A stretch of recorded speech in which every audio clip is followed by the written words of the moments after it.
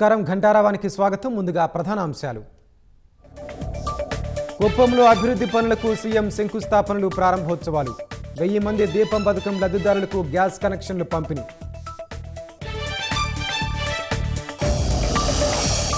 ప్రభుత్వ విద్యను బలోపేతం చేసే బాధ్యత టీచర్లదేనన్న లోకేష్.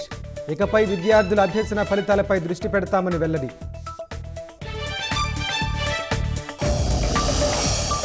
రాయచోటిలో ఉగ్ర కదలికలతో అప్రమత్తమైన పోలీసులు.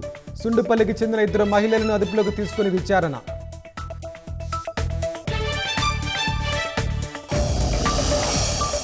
బంగ్లాదేశ్ మాజీ ప్రధాని హసీనాకు 6 నెలల జైలు శిక్ష. కోర్టు ధిక్కరణ కేసులో తీర్పు వెలువరించిన ఐసీటీ.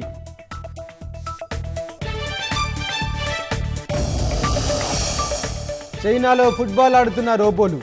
గోల్ చేసిన సమయంలో ఆనందంతో ఊగిపోయిన రోబో.